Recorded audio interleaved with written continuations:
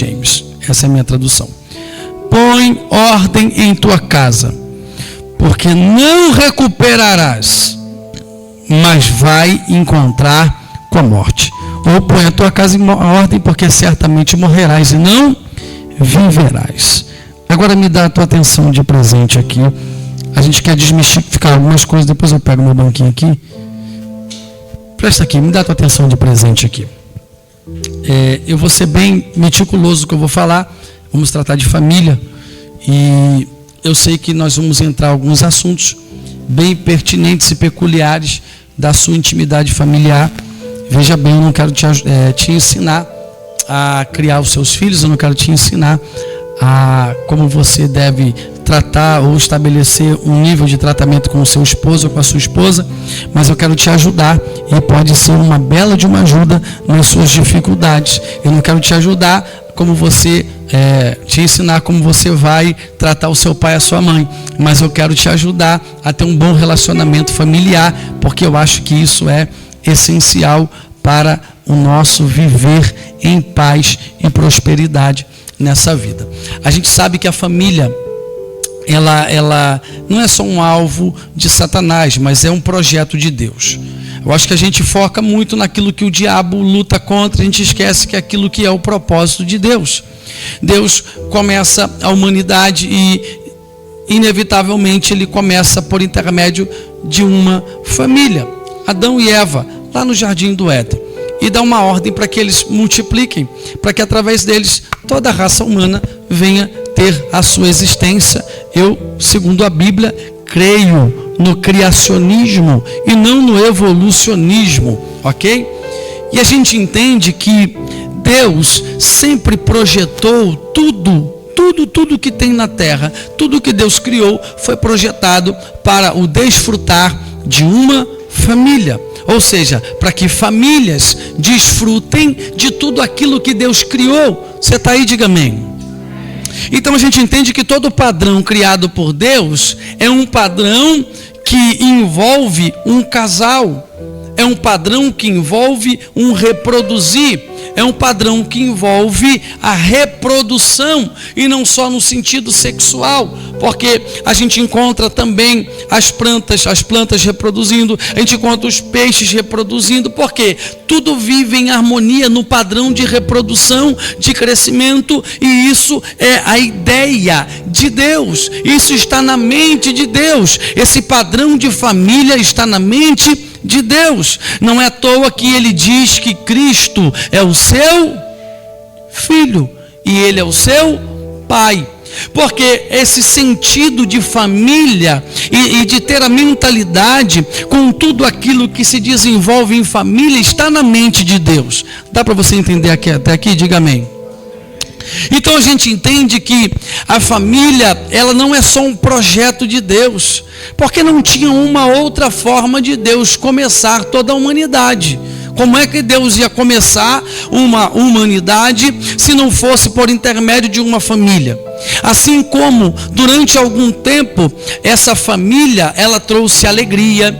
Tudo que a gente conhece na Bíblia de espiritualidade, de relacionamento com Deus, tanto de acertos ou erros, nós entendemos porque essa família que Deus colocou lá no Éden, eles trazem para nós todo o princípio, tanto de erro quanto de acerto, como agradar a Deus e como desagradar a Deus.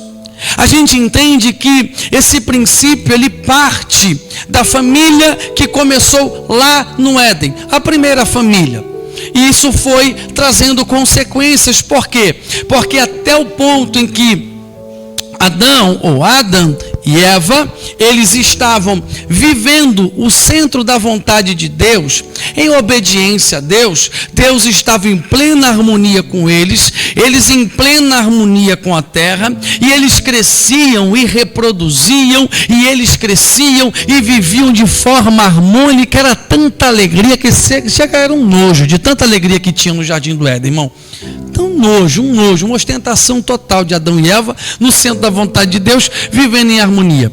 Mas o dia em que essa harmonia foi quebrada, o dia em que esse princípio de Deus foi quebrado, trouxe todo um desequilíbrio para dentro daquela família. E todo esse desequilíbrio acabou afetando toda a humanidade que partiu logo depois de Adão e Eva. A gente vai ver isso na criação dos seus filhos, com Caim e Abel, e a gente vai ver na criação dos filhos de Caim, e mais para frente a gente vai entender que Deus olhou e disse assim: estou arrependido de ter feito homem, vou acabar com todo mundo, vou matar geral. Por quê, pastor? Porque princípios foram quebrados.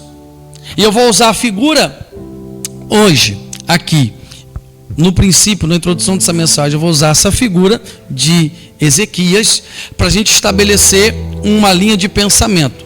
E depois a gente vai abrir essa linha de pensamento e eu quero te ajudar em algumas áreas da sua vida. Amém? Então vem aqui comigo.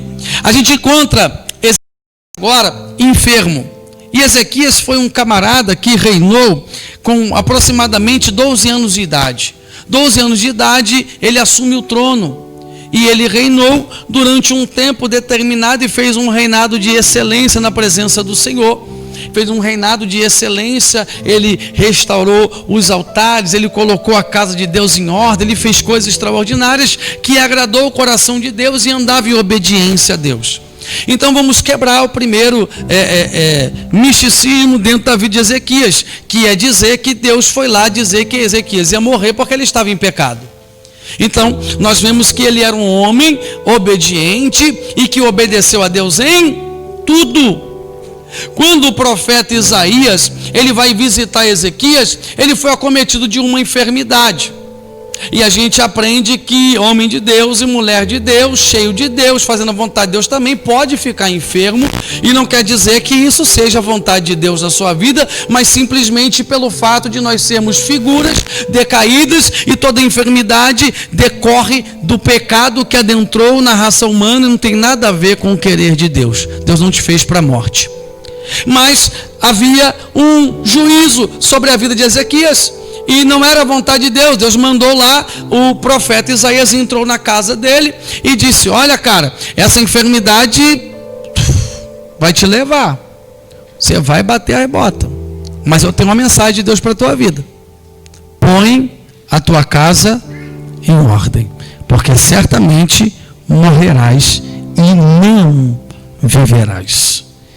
E a gente durante muito tempo ouviu que a casa de Ezequias estava numa desordem total. Eu não acredito, porque ele era um rei, vivia no palácio, e eu duvido que alguma coisa dentro do palácio estava fora do seu devido lugar. Amém ou não amém?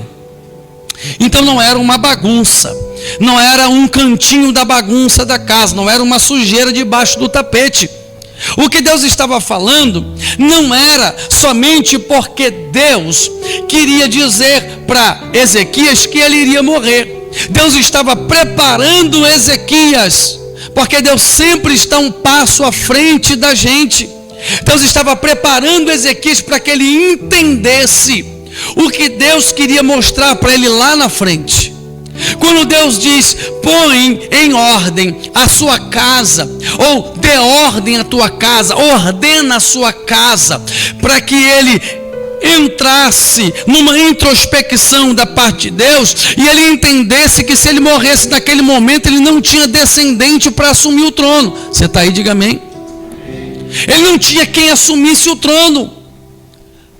Então o que Deus estava dizendo é: cara, aproveita a oportunidade que eu estou para te dar lá na frente, com o que você vai me pedir lá na frente, que você não sabe ainda. Mas põe a tua casa em ordem. Ou seja, ordena, põe as coisas nos seus devidos lugares. Ordena, prepara a sua casa, prepara todas as coisas, porque certamente você vai morrer e alguém vai ter que te substituir no trono. Você está aí, diga amém.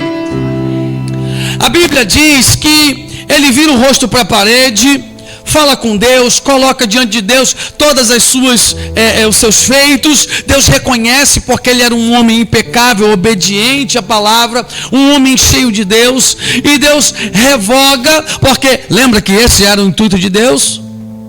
Então Deus disse que vai acrescentar mais quantos anos? Quantos anos? 15 anos. A Bíblia diz que Ezequias, ele morre, e o seu filho Manassés, ele vai assumir o trono com 14 anos de idade. Quantos anos? Então a gente entende que Deus acrescentou a partir daquele momento 15 anos para Ezequias. Aproximadamente 3 anos depois, quem nasceu? Manassés.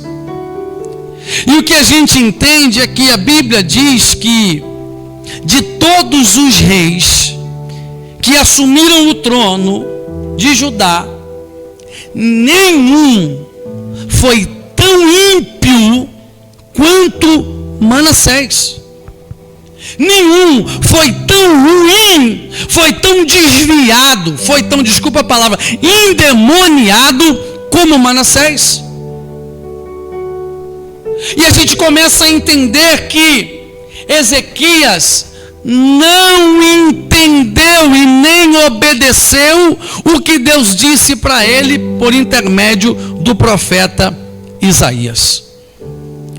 Porque ele, ao invés de preparar Manassés para assumir o trono e dar continuidade a todos os feitos e coisas ainda maiores, e principalmente a fidelidade, a aliança com Deus, a Bíblia diz que quando Manassés assume o trono, ele começa a arrancar as coisas que estão na casa de Deus. Ele fecha a porta da casa de Deus, estabelece postes ídolos, ou seja, tudo que o seu pai fez de bom, Manassés entrou e fez ao contrário.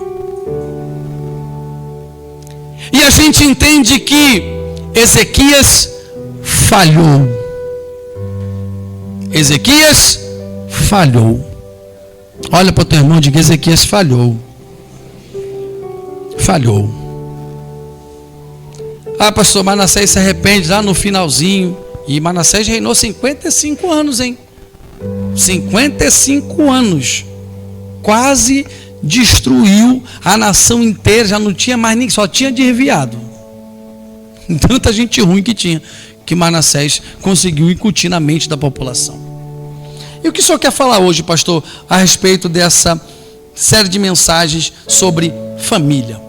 Eu quero falar em algo que eu estava buscando em Deus, uma palavra, para mim não ser redundante, não ficar falando o que todo mundo fala, enfim, não que eu seja melhor do que alguém, mas eu quero contribuir com algo diferente para a tua vida que possa fazer você crescer um pouco mais. Mas eu quero entrar justamente naquilo que eu tenho identificado nesses últimos anos, que é praticamente o calcanhar de Aquiles de todos os cristãos, principalmente cristãos, pais cristãos que falham, assim como Ezequias falhou na hora de passar o bastão, na hora de passar, na hora de transmitir, na hora de discipular o seu filho concernente às coisas do reino e às coisas de Deus. Lembre-se, Ezequias não morreu desviado, morreu cheio de Deus, morreu obedecendo a Deus, menos no discipulado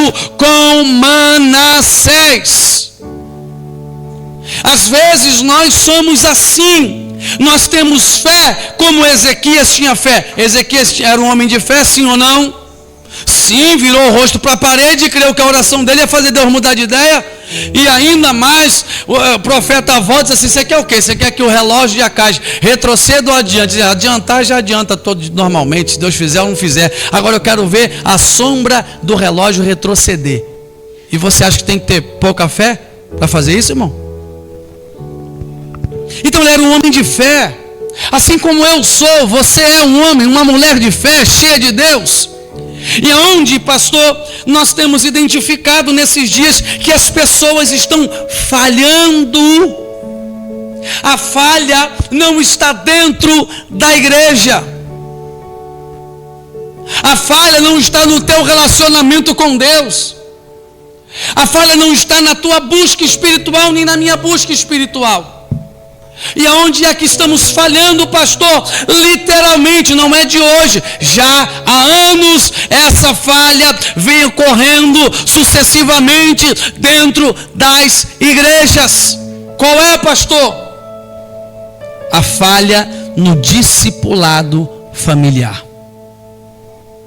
Na hora de você discipular, e de você passar toda essa fé, toda essa crença, toda essa obediência, justiça, todo esse relacionamento com Deus, toda essa vida que você tem com Deus, na hora de você passar isso para o seu filho, na hora de você transmitir isso para os seus filhos, nós estamos falhando no discipulado familiar. Por quê? Porque as pessoas pensam que só trazer o filho para a igreja vai discipular o filho no caminho do Senhor. E eu digo para você, querido, não é o suficiente algumas horas de culto para discipular o teu filho. As tias da salinha não tem tempo suficiente para discipular o teu filho, a tua filha, como deveria. Mas nós passamos a maior parte do dia com os nossos filhos, e cabe a cada um de nós a responsabilidade desse discipulado com os nossos filhos, não só no obedecer a palavra, ou ler a Bíblia, ou orar, enfim, mas em viver a palavra de Deus como a Bíblia quer que nós vivamos. E onde é que tem sido a falha, pastor? A falha tem sido em duas coisas: ou na omissão do discipulado, ou na falha na hora de transicionar esse discipulado para a vida do seu filho. Pastor, vamos ali agora passear na boca de fumo ali, a gente vai encontrar o nome. Qual é o teu nome? Mateus. Qual é o teu nome? Israel. Qual é o teu nome? João. Qual é o teu nome? Elias. Qual é o teu nome? Irmão, só tem nome bíblico. Tem 66 livros ali, se deixar o nome, está sobrando o nome ali, está doido. A maioria são filhos de crentes. A maioria são filhos das mulheres, nada contra, do círculo de oração. De homens e mulheres de Deus que são cheios de Deus dentro das igrejas, servem a Deus, fazem obras extraordinárias no nome de Deus, assim como Ezequias fez, mas falham na hora do discipulado com os filhos, falham na hora de transicionar toda essa graça, toda essa unção, todo esse poder, na hora de transicionar isso para os filhos. Os pais estão devendo para dedéu. Por que, pastor? Porque talvez você não seja um bom exemplo como homem de Deus, como mulher de Deus. Ou segundo, porque você não cria os seus filhos segundo o padrão da Bíblia, mas segundo o padrão do mundo. E se você cria os seus filhos segundo o padrão do mundo, o que Deus tem a ver com isso? Se você não entende que o seu modo de discipular e ensinar o seu filho é de acordo com a palavra de Deus, e isso vai bater de frente com o mundo. Você está aí, diga amém. Fica triste comigo não, eu quero te ajudar. É por isso que filho de crente não pode ouvir um funk que já sai batendo a bundinha. Filho de crente que sabe mais palavrão do que qualquer catálogo de palavrão por aí afora. Filho de crente que não tem vontade mais de ser um pastor, um pregador, um ganhador de almas, um homem cheio de Deus, um missionário, alguém que vai levar cura, enfim, que não sonha mais com essas coisas. Porque você ensina o seu filho a viver segundo o padrão do mundo e não segundo o padrão da Bíblia. Você está aí, diga amém. Só para saber que você não está engasgando. Adão falhou no discipulado com Eva no jardim. Você está aí, diga amém. Deus fala com Adão e a responsabilidade de transmitir tudo que Deus havia falado era de quem? De Adão. Ele é que tinha que transmitir agora para Eva. Adão teve que discipular a sua esposa. Ah, você está aí, diga glória. Uau! Olha para o teu irmão e diga uau! Fala, Adão discipulou Eva. É Adão que discipulou a Eva. Adão que ensinou os primeiros passos na fé para Eva. Adão que ensinou para Eva que Deus iria vir no finalzinho da tarde, na brisa vespertina, e que eles tinham que estar preparados para encontrar com Deus, porque Deus iria revelar para eles coisas grandes, extraordinárias. Fala para o teu irmão, uau! Mas Adão também tinha que ensinar a Eva o princípio, a única lei estabelecida dentro do jardim. E qual era, pastor? Da árvore que está no meio do jardim, dela não comerás. Só existia uma lei dentro do jardim, e ela está envolvida com obediência direta a um mandamento expresso da parte de Deus. E eu não sei como Adão passou isso para Eva. Eu sei o que Deus falou para ele. E o que Deus falou para Adão? De todas as árvores do jardim você pode desfrutar, mas da árvore que está no meio do jardim, dela você não pode desfrutar, porque o dia que você desfrutar dela, certamente você morrerá. O problema é quando eu quero mexer na didática de Deus. O problema é quando eu quero passar segundo os meus princípios e não o princípio de Deus. É quando eu quero aliviar aquilo que Deus não está aliviando. Porque se Eva tivesse sido bem discipulada por Adão, eu duvido que ela jamais teria sido enganada pela serpente. Você está aí, diga amém. Pastor, o que o senhor quer dizer com isso? Nós falhamos não é só no discipulado com os nossos filhos, como Ezequias falhou. Nós também falhamos no discipulado com o nosso cônjuge. Às vezes nós vamos entender que um dos cônjuges, eles vão ser fraco na fé, vão estar passando por uma dificuldade espiritual, uma inexperiência. Mas nós não temos a habilidade da parte de Deus para sermos um discipulador com excelência dos nossos cônjuges. Porque o que mais nós vemos hoje é o marido que é cristão, a esposa que começou a caminhar com o marido na igreja, mas ainda tem atitudes carnais. Aí você, que deveria ser o exemplo espiritual, com a palavra viva, a palavra que constrói, a palavra que molda, a palavra que muda, você deveria entrar com excelência, com graça, com amor e com bondade, para ensinar alguns princípios da parte de Deus para o seu esposo ou para a sua esposa. Mas você, ao invés de ter uma palavra de vida, você tem uma palavra de condenação.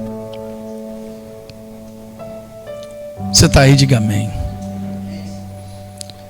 É por isso que hoje nós vemos alguns maridos também, desculpa, tá, irmão, mas é com amor, não é com agressão, frouxo,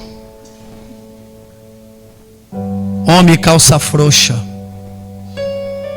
que não entende a posição que Deus te colocou. Deus não te colocou como cabeça para você ser o general da casa, o mandão, bam. Deus te colocou como cabeça para que você entenda a responsabilidade que está sobre você de cuidar, prover e discipular a sua família.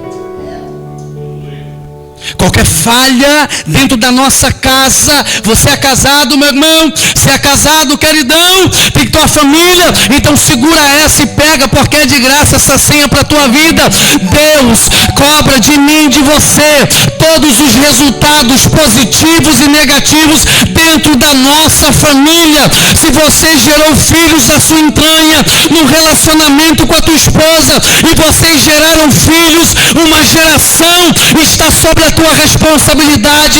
Deus cobra de mim, Deus cobra de você, para que essa geração, ela vá adiante com o mesmo ímpeto, fidelidade, amor, espiritualidade, graça e obediência, para passar para a próxima geração.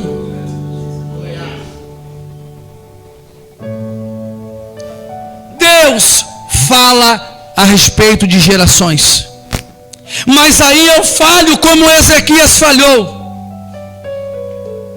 Eu vou curtir o meu filho. Ezequias curtiu o filho? Muita coisa. Sabia que estava em contagem regressiva. Cada dia, nem comemorava mais aniversário, Ezequias. Estou brincando, irmão. Alguém viesse com um bolo bater parabéns, Ezequias corria, porque estava lembrando que o tempo estava passando. Ezequias passou muito tempo brincando com o filho, quando deveria estar discipulando.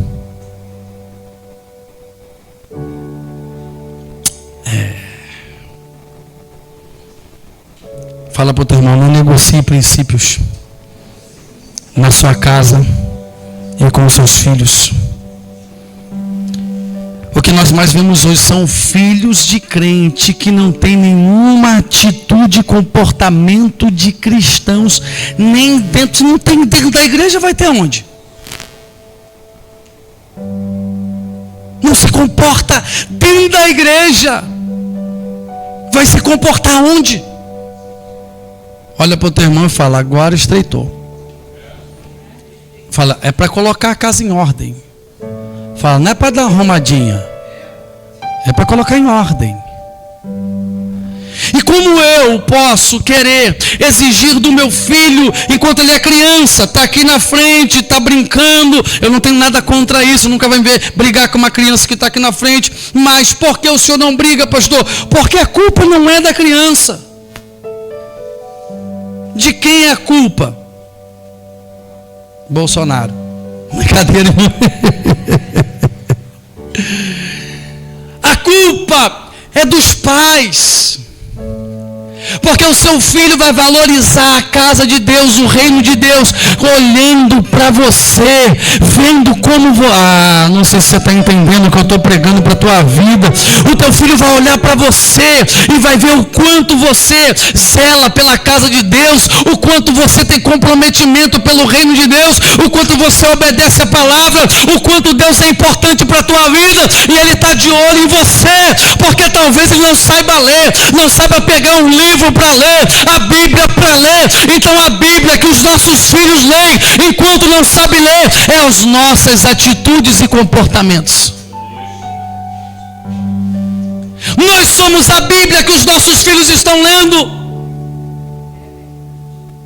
E de acordo com o seu capítulo da tua Bíblia, que você escreve por linhas tortas e errôneas, o que o teu filho está aprendendo do reino de Deus.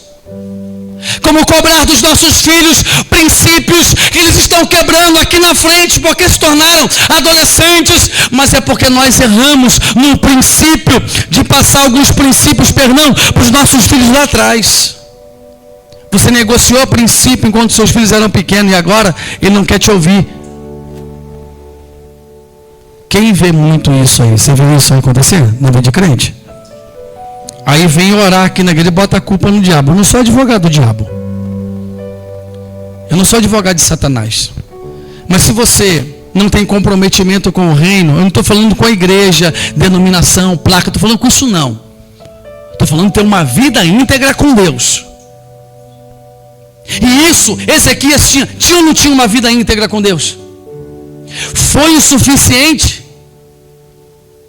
Foi o suficiente para Manassés, irmão?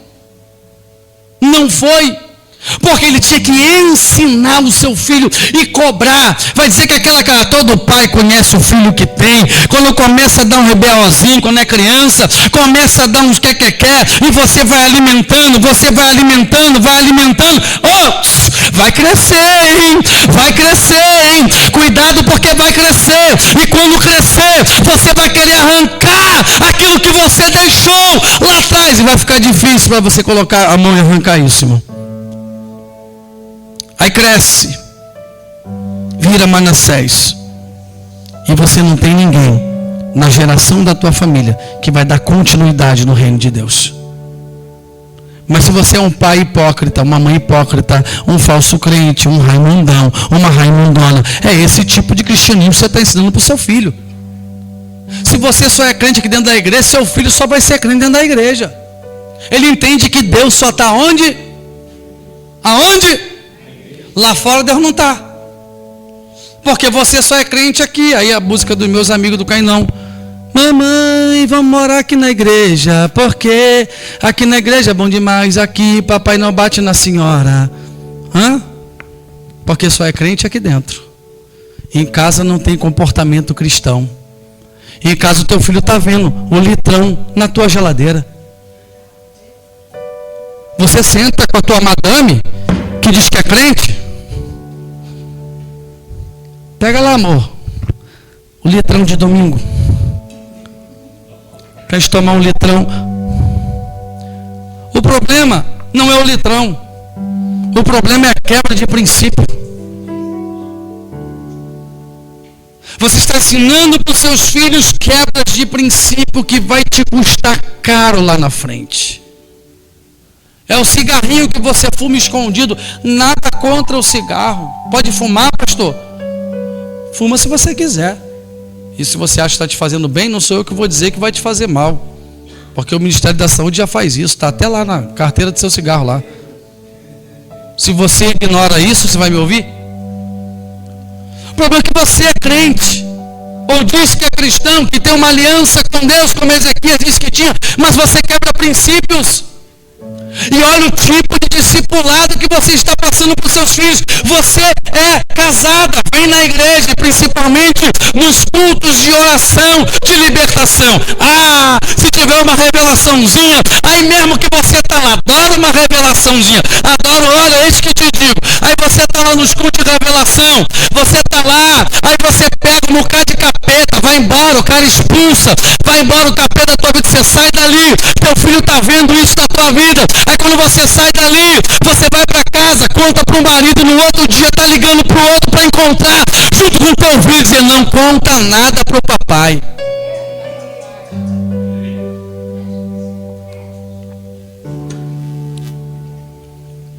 Pastor, é família, o senhor está pregando mesmo?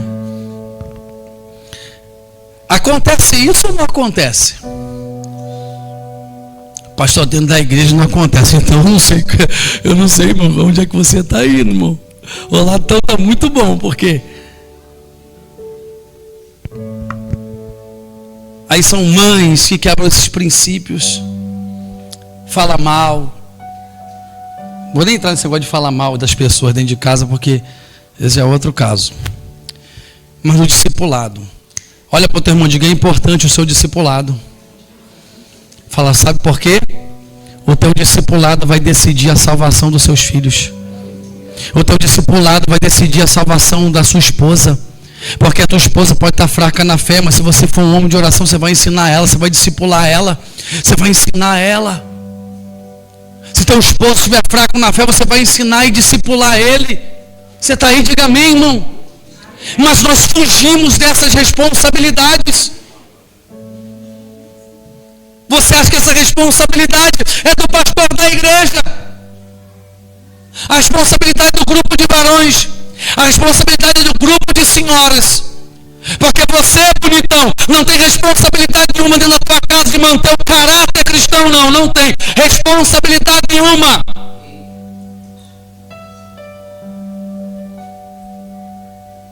Nós precisamos levar isso a sério, porque isso acontece direto dentro das igrejas, nessa e todas as outras igrejas. E os nossos filhos são a próxima geração. Não sei se você está entendendo o que eu estou tentando passar para você, querido. Se a gente falhar, não estou dizendo que você vai ficar obrigando o teu filho a ser crente também. Chato, padre, mas aqui tem pai chato e mãe chata também. É só Jesus, irmão. Até Enzo está rindo. Tem pai e mãe chato. Você falha no discipulado por excesso. Você é chato.